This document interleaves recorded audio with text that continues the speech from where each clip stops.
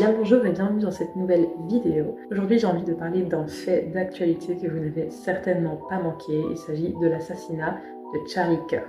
Charlie Kirk, c'est un homme politique des États-Unis qui était âgé d'une petite trentaine d'années et qui est décédé. Il s'est fait tirer dessus lors d'un événement public, politique, où il prenait la parole.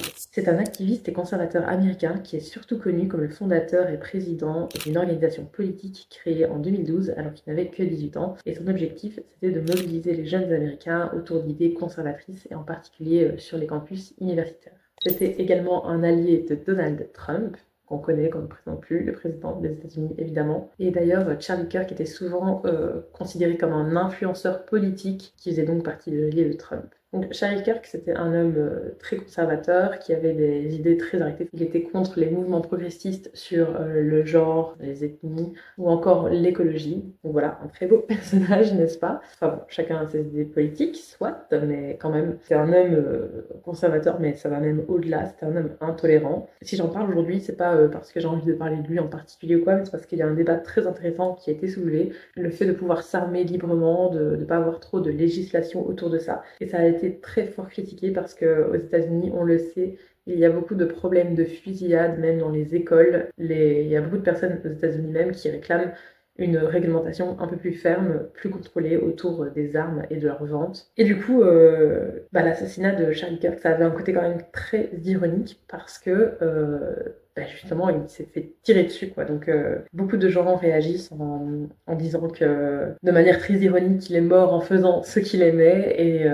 Et voilà, j'ai trouvé ça super ironique aussi et ça m'a fait réagir parce que je me dis, il a défendu un certain type d'idée et ça s'est retourné contre lui. Enfin, c'est vraiment ironique. Est-ce qu'on parle de karma, etc. On y croit, on n'y croit pas. C'est assez fou. Et je voulais voir un petit peu ce que vous en pensiez. Faut-il se réjouir de la mort d'une personne si elle est aussi intolérante, aussi... C'est vraiment le mot qui me vient en tête. Il y avait beaucoup de discours problématiques, notamment sur... c'est trop vaste. Je vais pas aborder tout parce que le but c'est juste de lancer une petite discussion comme ça en commentaire, mais peut-on se réjouir d'un décès de quelqu'un de très intolérant, de très problématique, et finalement est-ce que son combat ne s'est pas retourné contre lui? Vous avez 4 heures. Non, mais voilà, je voulais revenir un petit peu là-dessus, parce que c'est fou, mais je le connaissais pas du tout, moi, je l'avais jamais vu passer dans l'actu, et puis, bon voilà, c'était pas une grande perte, parce que clairement, je ne partage pas ses idées, pas du tout, mais le côté très très ironique, ouais, ça m'a vraiment frappé, je me suis dit, ah oui, vraiment, il y a eu un retour de bâton, de flamme, finalement, c'est assez fou. Donc voilà, n'hésitez pas à me dire ce que vous en pensez en commentaire, c'était une petite vidéo un petit peu plus légère, un petit peu plus rapide aujourd'hui, mais il en faut de temps en temps, puisque je fais une vidéo par jour pendant un an, et pour tenir le rythme... des vidéos un peu légères, un peu plus légères parfois, enfin légères, facile à tourner, c'est pas un sujet léger, mais il faut des vidéos de ce genre parfois. C'est tout pour aujourd'hui et à demain. Bye!